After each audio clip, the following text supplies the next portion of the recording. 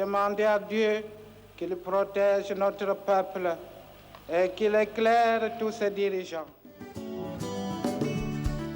La masse qui nous attend demain, cette masse demande autre chose que le bien de vote aujourd'hui.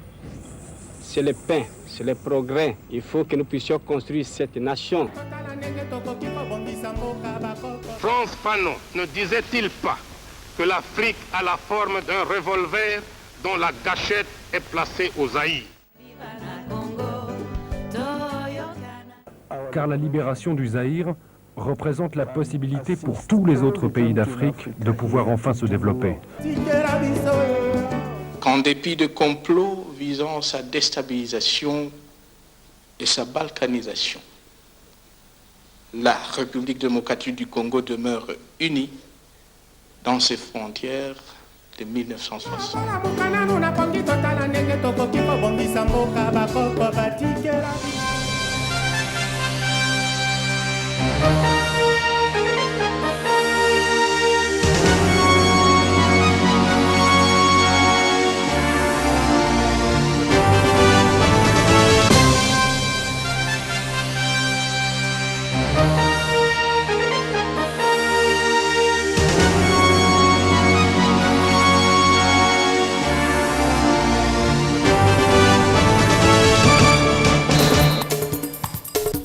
Les combats se poursuivent encore au Nord Kivu entre les forces gouvernementales et les rebelles du M23 soutenus par l'armée rwandaise selon des témoins joints sur la ligne de front. Les FARDC ont repris le contrôle de Kibumba et de Kiwanja. C'est le gouverneur de province qui donne cette information. Il faut également vous signaler 2 fosses communes ont été récupérées à Kiwanja après le départ des troupes du M23 vers Bunagana. Rétrospective de la semaine, l'actualité de la semaine dernière aura été fortement marquée par l'oral du chef de l'État mercredi devant les 2 chambres du Parlement réunies en congrès. Joseph Kabila a pris une série de mesures au titre des réponses aux recommandations des concertations nationales. Vous le savez peut-être déjà aussi que le chef de l'État a annoncé la mise en place d'un nouveau gouvernement dit de cohésion nationale. Et depuis, la polémique est à son comble autour de la démission de l'actuel gouvernement après le discours du président de la République.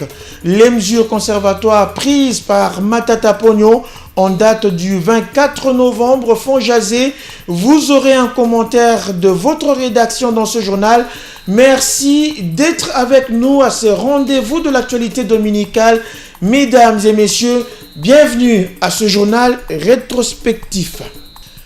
Nord Kivu, après Kibumba, les FARDC ont repris ce dimanche le contrôle de la localité de Kiwanja située à 70 km au nord de Goma. Le gouverneur du Nord Kivu, Julien Paluku Kaongia, qui livre l'information, n'avance pas encore de bilan.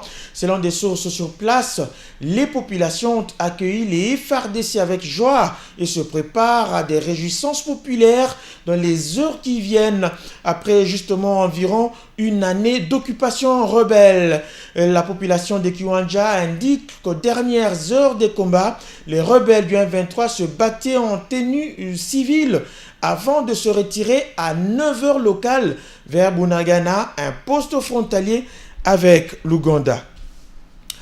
Le gouverneur de la province du Nord Kivu, Julien Paluku, confirme l'existence de 2 fosses communes à Kibumba, localité située à 27 km au nord de Goma, où des militaires loyalistes ont délogé les rebelles du M23. Nous confirmons l'existence des 2 fosses communes à Kibumba et je réclame une enquête internationale pour établir les responsabilités et le contenu avec des spécialistes, a déclaré à l'AFP le gouverneur Julien Paluku, sans pouvoir estimer le nombre de cadavres. Samedi dernier, dans la soirée, un capitaine de l'armée régulière avait affirmé à l'AFP que 3 fosses communes avaient été découvertes. Le chef de l'État, Joseph Kabila, l'avait d'ailleurs dit mercredi devant le Congrès. Les groupes armés qui opèrent au Nord Kivu ou ailleurs ont le choix entre revenir à la raison ou se faire éliminer par la force. Son discours sur l'état de la nation devant les députés sénateurs réunis en congrès a permis à Joseph Kabila d'exhorter la population et la classe politique à changer des mentalités, de comportement pour raffermir la cohésion nationale. Il a officiellement annoncé la mise en place dans les tout prochains jours d'un gouvernement de cohésion nationale. Les détails avec Oscar Bakandoa.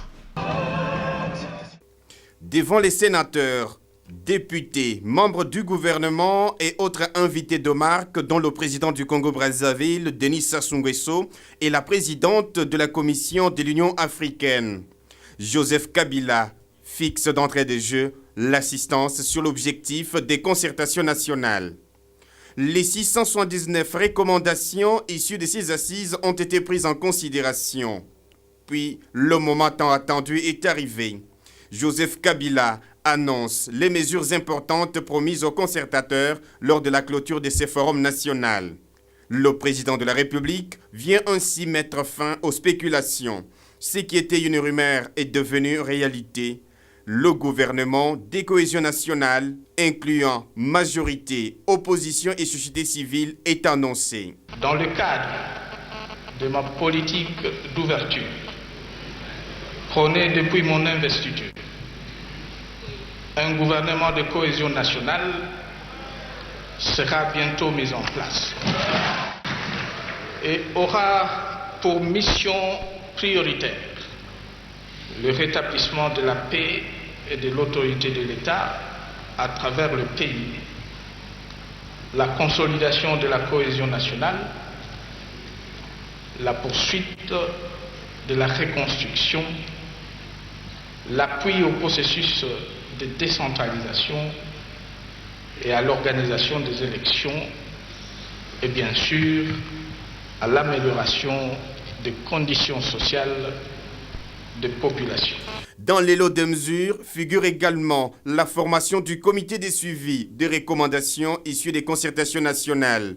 Celui-ci devra travailler selon les modalités que fixe le président de la République. Devant un auditoire attentif, Joseph Kabila poursuit son adresse. Il annonce des mesures relatives à l'amnistie, à la professionnalisation de services d'intelligence et de l'armée et autres. Quant au problème de la crise dans l'est du pays, il promet ainsi des mesures contraignantes pour la résolution définitive de ce problème. Ce grand discours avait lieu 48 heures seulement après la suspension des négociations de Kampala entre la République démocratique du Congo et le M23. Les deux parties ont suspendu les discussions sans trouver un accord dimanche dernier. La veille, les rebelles avaient pourtant fait état des progrès dans les discussions. Face au blocage, la délégation de Kinshasa avait regagné la capitale avec espoir que le M23 allait revenir à des bons sentiments. Oscar Bakandoa. À Kinshasa, l'enthousiasme du communiqué publié par le M23 samedi dernier, faisant état de grandes avancées dans les pourparlers de Kampala, est loin d'être partagé. La RDC a répondu à cette prise de position très négativement dimanche soir par le biais d'un haut responsable qui a requis l'anonymat. On s'achemine lentement mais sûrement vers un échec, déclare celui-ci depuis la capitale ougandaise où il participe aux négociations. Face aux concessions du gouvernement, le M23 met sur la table de nouvelles revendications. La rébellion avait refusé la dernière proposition de la médiation ougandaise avalisée par Kinshasa. La nouvelle session des discussions était censée durer 2 semaines. Cela fera bientôt 1 mois que ce délai est passé. La principale pierre d'achoppement est la question de l'amnistie accordée aux rebelles et surtout celle de leur incorporation dans l'armée. Soutenu par la communauté internationale, Kinshasa refuse fermement d'accorder l'impunité aux principaux responsables de la rébellion. Mais sur le terrain, des mouvements des troupes font craindre une reprise des affrontements après qu'un hélicoptère de la MONUSCO a été pris pour cible vendredi dernier par des tirs d'origine inconnue. Dans un communiqué, l'ONU a fait part de son inquiétude lundi. Les envoyés spéciaux de l'organisation internationale s'inquiètent de l'instabilité de la région et espèrent que des progrès supplémentaires peuvent être faits dans les jours qui viennent sur les questions importantes en suspens. Il met en garde contre tout acte de provocation et exhorte les parties à faire preuve d'une retenue maximale sur le terrain pour permettre la conclusion de leur dialogue. Nombreux sont ceux qui avaient jugé réaliste la décision prise par le chef de l'État. Ce discours apporte plusieurs solutions aux problèmes qui assaillent le pays, disent-ils à nos reporters. Les plus sceptiques notent beaucoup de rédits dans le message de Joseph Kabila. Ils disent accorder le bénéfice du doute au président de la République. Les réactions à chaud étaient recueillies par Thierry Kassongo Muyumba et Jean Lomossi. Moi, je crois qu'il y a des séries de mesures, mais le plus important, compte tenu de autant de mesures, de voir dans quelle mesure on va planifier ça. Il faut un calendrier précis et il faut voir aussi les modalités d'application et de timing. Merci. Merci. Difficile, sincèrement, de résumer le discours du chef de l'État. Parce qu'il contient tout. C'est tout un programme et si nous le suivons bien, le Congo peut décoller. Le président Kabila a accepté finalement de rapatrier du corps du maréchal Mobutu. Et il le fait dans un moment solennel, un moment idyllique, où il exalte la cohésion nationale. Justement et précisément, le maréchal Mobutu a, durant tout son mandat de 32 ans, s'est investi à exalter la cohésion nationale. Donc c'est un cas type, c'est un modèle, disons, M. Kabila a voulu d'une manière pratique. À travers son porte-parole, le gouvernement congolais prenait l'opinion tant nationale qu'internationale à témoin sur les vraies raisons du blocage. Pour Kinshasa, disait Mendeo Malanga, il était hors de question pour la délégation gouvernementale de signer un accord qui irait à l'encontre de la Constitution de la République, mais encore de violer le droit international en accordant une amnistie inconditionnelle et générale à tous les rebelles. Le ministre des Médias a échangé à ce sujet mardi dernier avec la presse pour expliquer les causes du nouvel échec de Kampala. José Junior Owawa et Jean Lumossi. 48 heures seulement après la suspension des travaux de Kampala, Lambert Mende passe à la défensive. Le ministre des Médias attend par cette communication éclairer l'opinion sur les points d'achoppement à la base de l'impasse actuelle à Kampala. Deux sujets divisent les deux parties, reconnaît le porte-parole du gouvernement. Il s'agit de l'amnistie et de l'intégration des rebelles au sein des FARDC.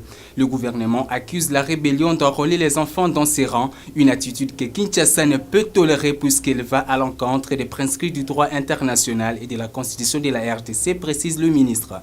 Des points de vue qui tiennent compte de la souveraineté de la République démocratique du Congo, du respect de la constitution et des lois de la RDC et du respect par la RDC du droit international, nous sommes prêts à les conclure. Lorsque nous décidons qu'on ne peut pas accepter dans l'armée des gens qui ont été dans plus d'une mutinerie, ce sont les lois congolaises. C'est la constitution congolaise qui exige de la loyauté de la part des militaires. Ce n'est pas le gouvernement qui légifère.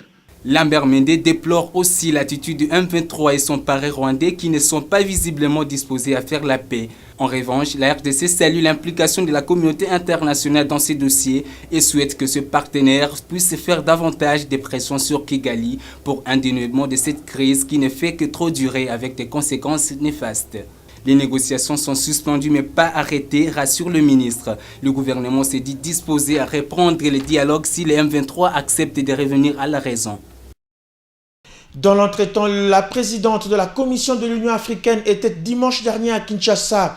Après le chef de l'État et quelques membres du gouvernement, elle devait échanger lundi avec les deux présidents de nos chambres parlementaires.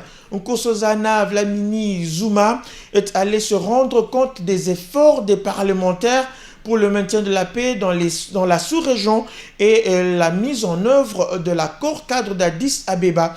Reportage Jemima Mogo, Serge Kouete et Blanchard Kandolo. The executive arm C'est d'abord pour moi un réel plaisir d'être en République démocratique du Congo et aussi de venir visiter le Sénat, le pouvoir législatif comme je l'ai fait pour visiter aussi le pouvoir exécutif. C'était aussi important dans le cadre de l'accord cadre d'Addis Abeba. L'Union africaine en tant que garant de cet accord, il était vraiment important aussi de venir ici en RDC pour pouvoir échanger avec les autorités du pays, pour voir comment les choses évoluent par rapport à la mise en œuvre de cet accord cadre, voir ce qui est fait, ce qui est en train d'être fait et aussi les difficultés. Et ensemble, nous allons voir comment surmonter ces obstacles pour justement mettre totalement en œuvre cet accord. What are the problems? What are the obstacles? Pendant ce temps, Martin Kobler, représentant du secrétaire général des Nations Unies, a restitué jeudi à la presse ses voyages de la semaine dernière à Kampala, à Kigali et au Conseil de sécurité des Nations Unies. Les tirs des essuyés par les hélicoptères de la MONUSCO est l'un des sujets abordés au cours de la conférence des presse de la MONUSCO après les échanges avec la facilitation ougandaise et le gouvernement congolais. Martin Kobler se montrait plutôt optimiste quant à l'issue heureuse des pourparlers de Kampala. Reportage Mariam Boya Chilumba et Blanchard Kandolo Onzei. Face à la presse, le représentant spécial du secrétaire général des Nations Unies en RDC dit avoir condamné lui aussi les attaques du M23 sur 2 hélicoptères de la MONUSCO. La mission onusienne explique son silence par sa volonté de voir les pourparlers de Kampala aboutir à un accord de paix. Réagir afin de donner une chance les pourparlers à Kampala. Mais ce n'est pas une solution pour toujours. On va réagir si on tire sur nos hélicoptères. Nous avons le droit de circuler librement par terre et avec les hélicoptères dans tout mètre carré du territoire de l'Est du Congo. Quant à ces pourparlers de Kampala qui durent depuis plusieurs mois, Martin Kobler, après son séjour à Kampala avec d'autres émissaires des Nations Unies, affirme qu'il ne reste que 3 points à l'ordre du jour. Les deux parties, ils ont conclu 8 sur 11. Ils ont paraphé ça. Et les observateurs ont ce document ici. Je vous vois ça, c'est la paraphe ici, mais pas pour la télévision, et je ne vais pas commenter sur le contenu. Mais nous avons obtenu ces articles qui sont consentis et nous avons suivi les discussions à Kampala jusqu'à 3 heures le matin. Jusqu'à 3 heures le matin, pas seulement une fois, 2 fois, 3 fois. C'est pourquoi j'ai dit, alors j'ai aussi admiré la patience de l'équipe des négociations, avant tout de M. Chibanda. La mission de l'Organisation des Nations Unies pour la stabilisation en RDC est extrêmement préoccupée par les rapports persistants faisant état de recrutement d'enfants par les groupes armés en RDC. Elle demande à la communauté tant nationale qu'internationale de s'impliquer pour arrêter et empêcher cette grave violation de droits de l'enfant. Selon le rapport détenu par la MONUSCO, 1000 cas de recrutement d'enfants par des groupes armés entre le 1er janvier 2012 et le 31 août 2013 sont signalés principalement dans le Nord Kivu. La mission des Nations Unies pour la stabilisation de la République démocratique du Congo a dressé un tableau sombre et s'est dit très préoccupée par les recrutements d'enfants dans les rangs des mouvements armés en RD Congo. Au moins 1000 enfants ont été recrutés par les groupes armés du 1er janvier 2012 au 31 août 2013 dans la partie est de la RDC. Ces affirmations sont de Martin Kobler, le représentant spécial du secrétaire général des Nations Unies. C'était au quartier général de la mission à Gombe. Voilà, on avait ce matin une cérémonie dans les bureaux des PNUD avec la présence du ministre des Affaires étrangères Chibanda et avec la présence des élèves et des étudiants. On avait 100 étudiants et élèves dans cette réunion et le message était très très clair, que la famille des Nations Unies aujourd'hui dans cette journée des Nations Unies, c'est avec le peuple congolais et aussi en particulier avec la jeunesse. Parce que la jeunesse est le futur du pays. C'est d'eux qui doivent être une vie dans un environnement paisible. J'avais l'honneur de présenter les mots du secrétaire général Ban Ki-moon à l'occasion de cette journée. Et c'était un message de paix, de développement et protection de l'environnement. C'est quelque chose qu'on oublie parfois. Mais l'environnement, la protection de l'environnement, de gérer les changements du climat dans le monde entier, alors je crois que c'est aussi un message très très important pour nous, comme la MONUSCO. C'est très important de vous dire, nous sommes avec vous. Nous servions le peuple congolais. Nous sommes ici de servir le peuple et coopérer avec le gouvernement pour un futur mieux dans ce pays. Les États-Unis d'Amérique s'inquiètent de la reprise de combat entre le groupe armé M23 et les forces armées de la République démocratique du Congo dans la partie orientale du Congo. Ils condamnent les actions du M23 qui ont entraîné la mort des civils, les attaques contre la MONUSCO et les déplacements massifs des populations. Le gouvernement américain se dit préoccupé par les rapports de bombardement à travers la frontière rwandaise, y compris des rapports crédibles de l'ONU que le M23 a tiré sur le territoire rwandais. Nous appelons le M23 à cesser immédiatement les hostilités, de déposer les armes et de se dissoudre conformément aux résolutions du Conseil de sécurité de l'ONU. Dans l'actualité interne, l'annonce de la mise en place d'un gouvernement de cohésion nationale induit en principe la démission de l'équipe Matata. Les signes précurseurs viennent de Matata lui-même. Il a instruit vice-premier ministre, ministre et vice-ministre de s'interdire de poser des actes susceptibles d'engager l'État. Depuis le 24 octobre dernier, le gouvernement Matata fonctionne sous le régime de l'expédition des affaires courantes. Cependant, il faut éviter que l'expédition des affaires courantes se fasse en courant. Suivez ce commentaire de votre rédaction et c'est signé Thierry Kassongo Muyumba.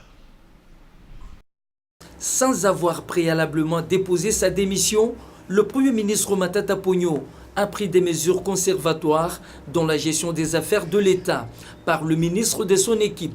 Dans un courrier daté du 24 octobre portant la mention « urgent », Augustin Matata Ponyo justifie ces mesures comme conséquence des décisions prises par le chef de l'État lors de son adresse devant les deux chambres du Parlement réunies en congrès le 23 octobre dernier.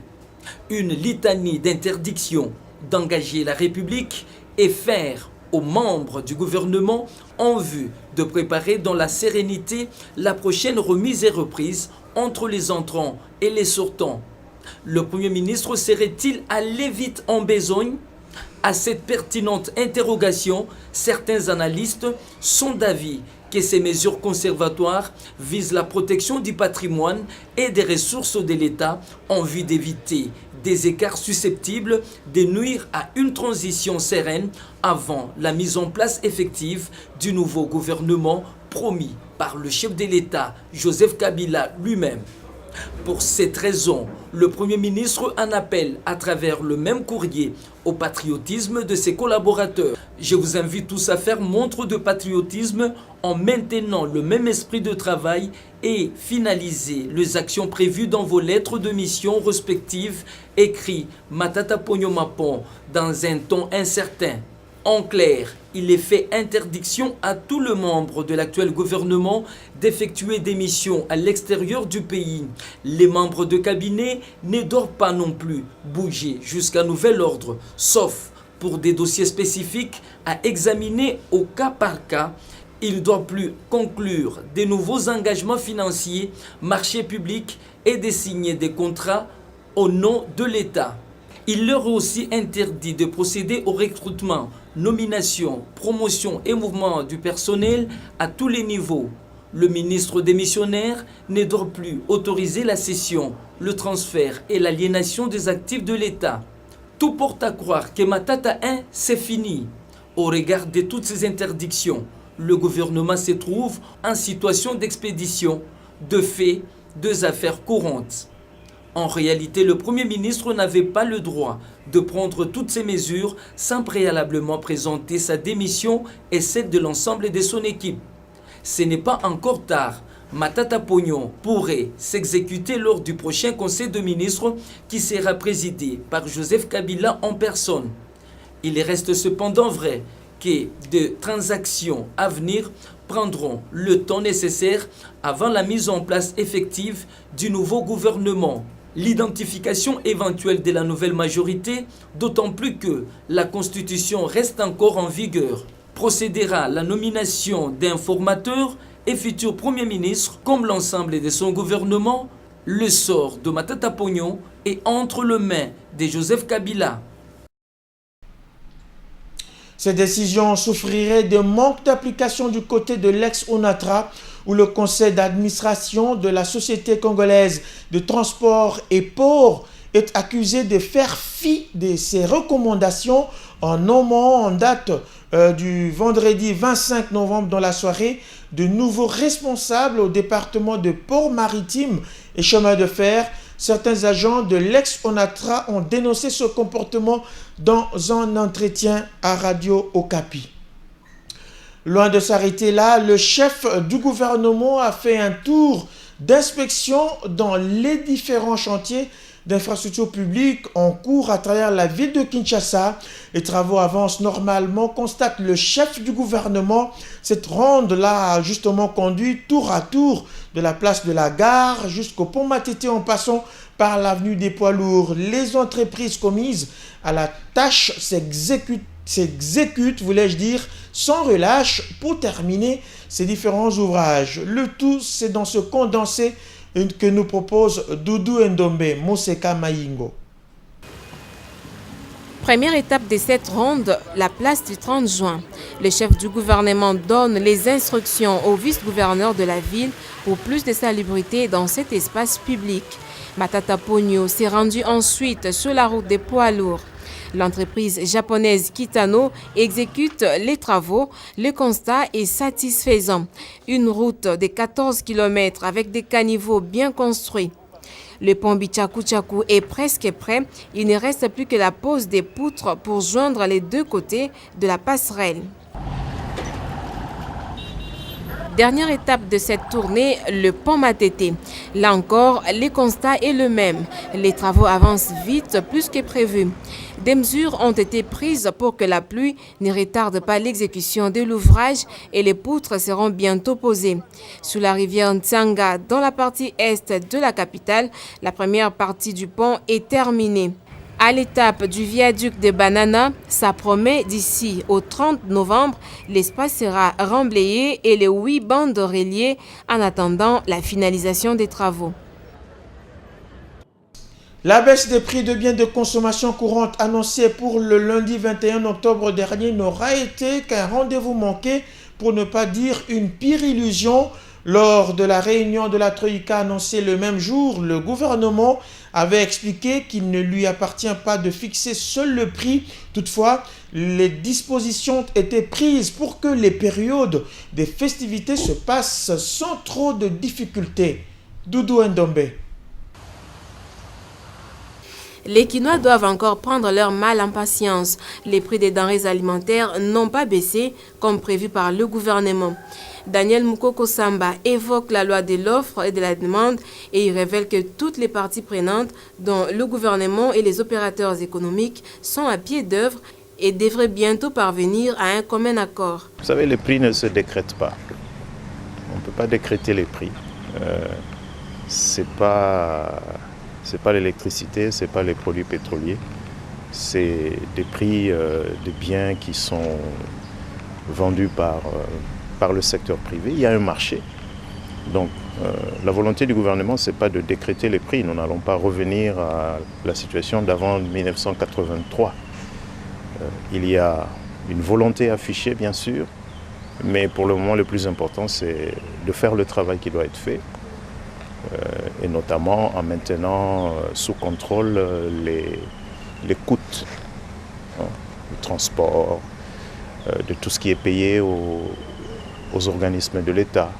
Malgré cette situation, le vice-premier ministre et ministre du Budget annonce que l'économie congolaise se comporte bien.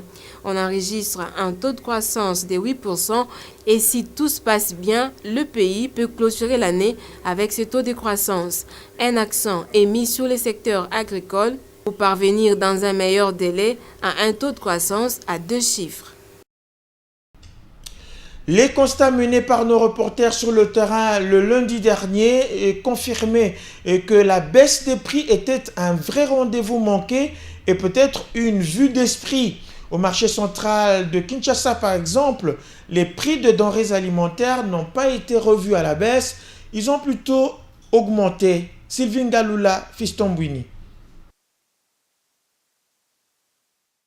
Peut-on déjà dire que la directive du ministre de l'économie qui somme les commerçants à revoir à la baisse les prix de produits des premières nécessités s'est arrêtée qu'à un simple fait d'annonce? Peut-être pas pour l'instant, mais sur le terrain, la tendance est à l'inverse. Les prix de certains biens de consommation semblent avoir pris de l'ascenseur. Les vendeurs des surgelés dénoncent une augmentation sans motif des prix depuis quelques jours, alors que la mesure du gouvernement devrait prendre effet à partir de ce lundi 21 octobre. Un carton de chinchard est passé de 25 $ américains à 50 $ américains. Un sac de lait qui se vendait à 75 $ américains est monté à 100 $. Le reste n'est pas exhaustif. Les prix n'ont pas changé. Un sac de lait de 25 kg qui se vendait à 100 $, il faut débourser le même montant pour un sac de 12 kg et demi. Nous éprouvons beaucoup de difficultés en tout cas.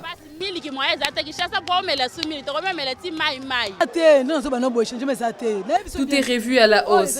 Rien n'a changé, regrette cette marchande. Au contraire, les prix ont augmenté chez les grossistes. Les plus sceptiques parmi les vendeurs trouvés ici au marché central de Kinshasa ironisent. Ils ne croient pas à la capacité du gouvernement à maîtriser les commerçants qui opèrent dans notre pays. Il n'y a aucun changement des prix. Ces types de décisions ne sont souvent pas prises en compte ici par nos autorités. Que le gouvernement nous vienne en aide, supplie ces marchands. Nous voulons vivre avec le peu que nous gagnons. Avec 10 000 francs congolais, la famille peut survivre. Le gouvernement a visiblement du pain sur la planche. Il va falloir un suivi strict et sévère de cette décision pour espérer en recueillir les résultats. Sinon, comme bien d'autres avant elle, cette décision risque de finir dans la poubelle de l'histoire. Dossier à suivre. Ce journal est terminé. Merci à vous de l'avoir suivi et bonsoir aux uns et aux autres.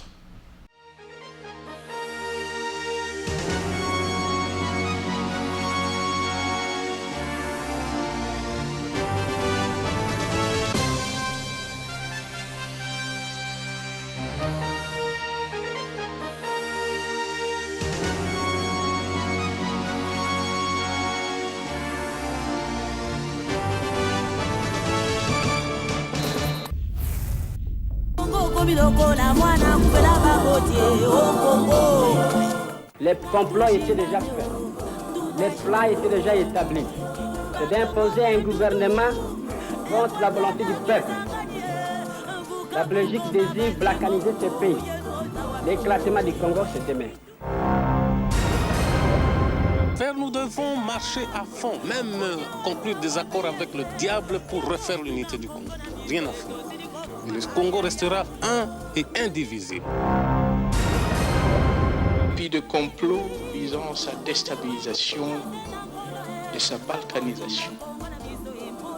La République démocratique du Congo demeure unie dans ses frontières de 1960.